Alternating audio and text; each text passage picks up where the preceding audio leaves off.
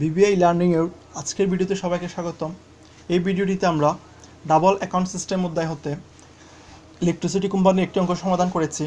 এই ভিডিওটি হচ্ছে ডাবল অ্যাকাউন্ট সিস্টেম অধ্যায়ের দ্বিতীয় ভিডিও। আমাদের এই অধ্যায়ের প্রথম ভিডিওতে ডাবল অ্যাকাউন্ট সিস্টেমের বেসিক আইটেমসমূহ এবং তার পাশাপাশি আমাদের যে অ্যাকাউন্টগুলো প্রস্তুত করতে হয় সেই অ্যাকাউন্টের চকসমূহ নিয়ে আলোচনা করা হয়েছে। আমরা যদি প্রথম অংশের ভিডিওটি না দেখে থাকি, আমরা এই ভিডিওটি দেখে নিব। আজকে আমরা যে অঙ্কটি সমাধান করেছি তার প্রশ্নটি পড়ে নিচ্ছি। From the trial balance as on 31st December 2017 given below, prepare the revenue account, net revenue account, capital account and the general balance sheet of Dhaka Electric Company. নিচে প্রদত্ত 31 ডিসেম্বর 2017 সালের রেমিল হতে ঢাকা ইলেকট্রিক কোম্পানির revenue account, net revenue account, capital account এবং general balance sheet প্রস্তুত করো। তাহলে আমাদের ডেবিট টাকা রয়েছে, ক্রেডিট টাকা রয়েছে। প্রথমে রয়েছে অর্ডিনারি শেয়ার ক্যাপিটাল ক্রেডিট পাশে 12 লাখ 12 লক্ষ টাকা। এরপর রয়েছে 5% ডিবেঞ্চার 5% ঋণপত্র ক্রেডিট পাশে 3 লাখ 3 লক্ষ টাকা। এরপর হচ্ছে ল্যান্ড আপ টু 31/12/16 31/12/2016 পর্যন্ত জমি 6 লাখ 6 লক্ষ টাকা। এরপর হচ্ছে ল্যান্ড ডিউরিং 2017 2017 সালে জমি 12,000 টাকা। এরপর আছে মেশিনারি আপ টু 31/12/16 7 লাখ 7 লক্ষ টাকা। মেশিনারি ডিউরিং 2017 95,095 টাকা। Mines including cost of laying up to 31/12/16 3 lakh 3 লক্ষ টাকা। মাইন্স ডিউরিং 2017 50,050 টাকা। এরপর রয়েছে সান্দ্রি ক্রেডিটর অন ওপেন অ্যাকাউন্ট 6,000 6,000 টাকা। ডেপ্রিচিয়েশন অ্যাকাউন্ট ক্রেডিট পাশে 2,44,000 2,44,000 টাকা। সান্দ্রি ডেপ্টর ফর কারেন্ট সাপ্লাই 40,000 40,000 টাকা। আদার্স ডেপ্টর 6,000 6,000 টাকা। স্টোরস অন হ্যান্ড 10,000 10,000 টাকা। ক্যাশ 10,000 10,000 টাকা। Cost of generation of electricity 30,000 30,000 টাকা। Cost of distribution of electricity 5,000 5,000 টাকা। রেন্ট রেটস অ্যান্ড ট্যাক্সেস 5,000 5,000 টাকা। ম্যানেজমেন্ট এক্সপেন্স 12,000 12,000 টাকা। ডেপ্রিচিয়েশন 20,000 20,000 টাকা। সেল অফ কারেন্ট 1,35,000 1,35,000 টাকা। রেন্ট অফ মিটার্স 10,000 10,000 টাকা। ইন্টারেস্ট অন ডিবেঞ্চার 30,000 30,000 টাকা। আমাদের balance of net revenue account রয়েছে 30,000। যোগ করে দিলে আমাদের ডেবিট টাকার যোগফল আসে 19,25,000। ক্রেডিট পাশে যোগফল আসে 19,25,000 19,25,000 টাকা। তাহলে এই তথ্যের উপর ভিত্তি করে আমাদের ঢাকা ইলেকট্রিক কোম্পানির revenue account, net revenue account, capital account এবং জেনারেল ব্যালেন্স শিট প্রস্তুত করতে হবে। আমরা প্রথমে Dhaka Electric company revenue account প্রস্তুত করেছি for the year ended December 31, 2017। Revenue অ্যাকাউন্টের ডেবিট পাশে ব্যয়সমূহ দেখানো হয় এবং ক্রেডিট পাশে আয়সমূহ দেখানো হয়, তবে এখানে কোনো ইন্টারেস্টের টাকা অন্তর্ভুক্ত হয় না। আমরা ডেবিট পাশে প্রথমে যে ব্যয়সমূহ আছে সেই ব্যয়সমূহ লিখব। আমাদের ব্যয়ের মধ্যে প্রথমে যে ব্যয়টি রয়েছে সেটি হচ্ছে cost of generation of electricity. টাকার পরিমাণ হচ্ছে 30,000, তাই আমরা cost of generation of electricity বলে টাকার করে 30,000 বসিয়েছি। এর পরবর্তী বিয়েটা হচ্ছে cost of distribution of electricity.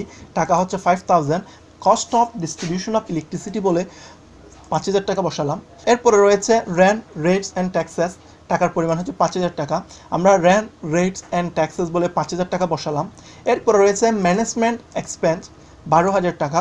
Management expense বলে 12,000 টাকা বসিয়েছি। তারপরে রয়েছে ডেপ্রিচিয়েশন, সেটি হচ্ছে 20,000 টাকা। আমরা ডেপ্রিচিয়েশন বলে 20,000 টাকা বসালাম। আমাদের উপরে একটা ডেপ্রিচিয়েশন অ্যাকাউন্ট রয়েছে এবং সেটি ক্রেডিট পাশে রয়েছে 2,44,000 টাকা।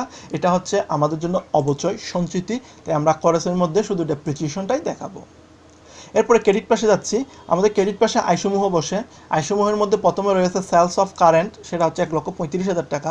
সেলস অফ কারেন্ট বলে ক্রেডিট পাশে 1,35,000 টাকা বসালাম। এরপরে রয়েছে রেন্ট অফ মিটার্স, সেটি হচ্ছে 10,000 টাকা। রেন্ট অফ মিটার্স বলে ক্রেডিট পাশে 10,000 টাকা বসিয়েছি। আমাদের আর কোনো আয় নাই। আমরা এখন ক্রেডিট পাশে যোগ করে নিচে নামাবো। 1,35,000 টাকা এবং 10,000 টাকা যোগ করলে ক্রেডিট পাশে যোগফল আসে 1,45,000 টাকা। এই 1,45,000 টাকা থেকে 30,000 টাকা 5,000 টাকা 5,000 টাকা 12,000 টাকা এবং 20,000 টাকা বিয়োগ করলে আমাদের ব্যালেন্স বের হয়ে আসে 73,000 টাকা।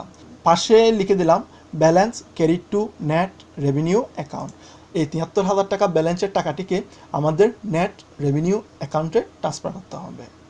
এরপরে আমরা পরবর্তীতে এসে Dhaka Electric company net revenue অ্যাকাউন্টটা প্রস্তুত করেছি for the year ended December 31, 2017। আমাদের নেট রেভিনিউ অ্যাকাউন্ট প্রস্তুত করতে গেলে সর্বপ্রথম নেট রেভিনিউ অ্যাকাউন্টের যে ব্যালেন্সটি থাকবে ক্রেডিট পাশে ব্যালেন্স সিডি বলে সেই ব্যালেন্সটি বসাতে হবে। আমাদের balance of net revenue account রয়েছে 30,000। আমরা ক্রেডিট পাশে এসে ব্যালেন্স বিডি বলে লাস্ট ইয়ার ব্যালেন্স বলে ক্রেডিট পাশে প্রথমে 30,000 টাকা লিখেছি। এরপরে এসে আমাদের রেভিনিউ অ্যাকাউন্টের যে ব্যালেন্সটা বের হয়ে আসছিল ডেবিট পাশের ব্যালেন্সটা আমরা নেট রেভিনিউ অ্যাকাউন্টের ক্রেডিট পাশে ট্রান্সফার করে দিব। আমাদের রেভিনিউ অ্যাকাউন্টের ডেবিট পাশের ব্যালেন্স ছিল 73,000 টাকা। আমরা ব্যালেন্স ব্রট ফ্রম রেভিনিউ অ্যাকাউন্ট বলে নেট রেভিনিউ অ্যাকাউন্টের ক্রেডিট পাশে 73,000 টাকা বসালাম। এরপরে ডেবিট পাশে আমাদের ইন্টারেস্ট, ডিভিডেন্ড এবং ফান্ডে কোনো টাকা ট্রান্সফার করলে এই জাতীয় কোনো আইটেম থাকলে সেটা ডেবিট পাশে বসাতে হয়। আমাদের প্রশ্নে ইন্টারেস্ট অন ডিবেঞ্চার বলে 30,000 টাকা রয়েছে, তাই আমরা ইন্টারেস্ট অন ডিবেঞ্চার বলে ডেবিট পাশে 30,000 টাকা বসিয়েছি। আমাদের এখানে আর কোনো ইন্টারেস্ট এবং ডিভিডেন্ড বা ফান্ডে ট্রান্সফারের কোনো আইটেম নাই, তাই আমাদের ডেবিট পাশে আর কোনো আইটেম হবে না। আমরা ক্রেডিট পাশ যোগ করে নিচে নামিয়ে দিব। 30,000 টাকা এবং 73,000 টাকা যোগ করলে 1,03,000 টাকা আসে। 1,03,000 টাকা থেকে 30,000 টাকা বাদ গেলে 73,000 টাকা ব্যালেন্স বের হয়ে আসে। এই ব্যালেন্সটাকে আমাদের জেনারেল ব্যালেন্স শিটে ট্রান্সফার করতে হবে, তাই সেটার জন্য লিখে দিলাম balance credit to general balance sheet. আমরা রেভিনিউ অ্যাকাউন্ট করেছি, নেট রেভিনিউ অ্যাকাউন্ট করেছি, এরপরে ক্যাপিটাল অ্যাকাউন্টটা প্রস্তুত করতে হবে। আমরা নিচে Dhaka Electric Company receipt and expenditure on capital account for the year ended December 31, 2017 বলে ক্যাপিটাল অ্যাকাউন্টের গড়টা করেছি। আমাদের ক্যাপিটাল অ্যাকাউন্টে প্রথমে এক্সপেন্ডিচার লিখতে হয়, এরপর হচ্ছে expenditure up to the previous year, গত বছর পর্যন্ত যে বিয়েগুলো থাকবে সেটি। এরপর হচ্ছে এক্সপেন্ডিচার ডিউরিং দ্য ইয়ার, চলতি বছরের বিয়েসমূহ। এরপর হচ্ছে দুইটা যোগ করে টোটালের করে। পরবর্তীতে এসে রিসিপ্ট লিখলাম। রিসিপ্টের 3টে টাকা করে, প্রথম টাকা করে হচ্ছে receipt up to end of previous year, এরপর হচ্ছে রিসিপ্ট ডিউরিং দ্য ইয়ার, এরপর হচ্ছে টোটাল। আমাদের এই ক্যাপিটাল অ্যাকাউন্টের এক্সপেন্ডিচার পাশে মূলধন জাতীয় ব্যয়গুলো লেখা হয় আর রিসিপ্টের পাশে মূলধন জাতীয় প্রাপ্তিগুলো লেখা হয়। আমরা প্রথমে এক্সপেন্ডিচার পাশে মূলধন জাতীয় যে ব্যয়গুলো রয়েছে সেটি লিখব। আমাদের এই প্রশ্নের মধ্যে 3টি মূলধন জাতীয় ব্যয় রয়েছে, একটা হচ্ছে ল্যান্ড, একটা হচ্ছে মেশিনারি আর একটা হচ্ছে মাইন্স।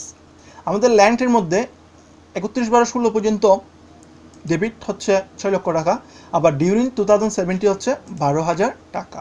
তাই ক্যাপিটাল অ্যাকাউন্টে এসে expenditure up to the previous ইয়ারের গড়ে আমরা ল্যান্ড বলে 6 লক্ষ টাকা বসিয়েছি। এরপরে এক্সপেন্ডিচার ডিউরিং দ্য ইয়ারের গড়ে এসে 12,000 টাকা বসিয়েছি, যেটা হচ্ছে ডিউরিং 2017 টাকা। 6 লক্ষ টাকা এবং 12,000 টাকা যোগ করলে 6,12,000 টাকা আসে। আমাদের expenditure up to the previous ইয়ারের গড়ে 31/12/16 এই টাকাটা বসাতে হবে, আর এক্সপেন্ডিচার ডিউরিং দ্য ইয়ারের গড়ে 2017 সালের টাকাটা বসাতে হবে। আমরা এরপরে দেখব মেশিনারি। আমাদের মেশিনারি আপ টু 31/12/16 সেটা হচ্ছে 7 লক্ষ টাকা, এবং মেশিন ডিউরিং 2017 সেটা হচ্ছে 95,000 টাকা। তাহলে আমাদের expenditure up to the previous year হচ্ছে 7 লক্ষ টাকা এবং এক্সপেন্ডিচার ডিউরিং দ্য ইয়ার হচ্ছে 95,000 টাকা। তাই আমরা প্রথম গড়ে 7 লক্ষ টাকা বসিয়েছি এবং এক্সপেন্ডিচার ডিউরিং দ্য ইয়ারের গড়ে 95,000 টাকা বসিয়েছি। 7 লক্ষ টাকা এবং 95,000 টাকা যোগ করলে 7,95,000 টাকা আসে। এর পরবর্তী মূলধন জাতীয় ব্যয়টা হচ্ছে মাইন্স। আমাদের মাইন্সের মধ্যে 31/12/16 পর্যন্ত হচ্ছে 3 লক্ষ টাকা এবং ডিউরিং 2017 হচ্ছে 50,000 টাকা। তাই আমরা এক্সপেন্ডিচারের করে মাইন্স লিখে প্রথম টাকার করে 3 লক্ষ টাকা, যেটা 31/12/16 পর্যন্ত ব্যালেন্স, এবং এরপরে লিখেছি 50,000 টাকা, যেটা হচ্ছে ডিউরিং 2017। তাহলে 3 লক্ষ এবং 50,000 টাকা যোগ করলে 3,50,000 টাকা আসে। আমরা যোগ করে নিচে নামিয়ে দিব। Expenditure up to the previous year যোগ করলে আসে 16 লক্ষ টাকা, এক্সপেন্ডিচার ডিউরিং দ্য ইয়ার যোগ করলে আসে 1,57,000 টাকা, টোটাল হচ্ছে 17,57,000 টাকা। এরপরে আসবো রিসিপ্টের গড়ে। রিসিপ্টের গড়ে মূলধন জাতীয় প্রাপ্তিসমূহ লিখতে হয়। আমাদের প্রশ্নে 2টি মূলধন জাতীয় প্রাপ্তি রয়েছে, একটা হচ্ছে অর্ডিনারি শেয়ার ক্যাপিটাল আর একটা হচ্ছে 5% ডিবেঞ্চার। অর্ডিনারি শেয়ার ক্যাপিটাল রয়েছে 12 লক্ষ টাকা এবং 5% ডিবেঞ্চার রয়েছে 3 লক্ষ টাকা। তাদের ডিউরিং 2017 কোনো টাকা নাই, তাই আমরা অর্ডিনারি শেয়ার বলে receipts up to the end of previous ইয়ারের করে 12 লক্ষ টাকা বসিয়েছি।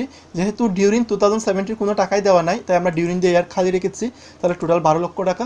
5% ডিবেঞ্চারেরও একই অবস্থা, receipts up to the previous year বলে 3 লক্ষ টাকা লিখেছি, যেহেতু এখানে 5% ডিবেঞ্চার বলে 3 লক্ষ টাকায় রয়েছে এবং ডিউরিং 2017 কোনো টাকা নাই, তাই মাঝের ঘর খালি, যোগ করে দিলে 3 লক্ষ টাকা।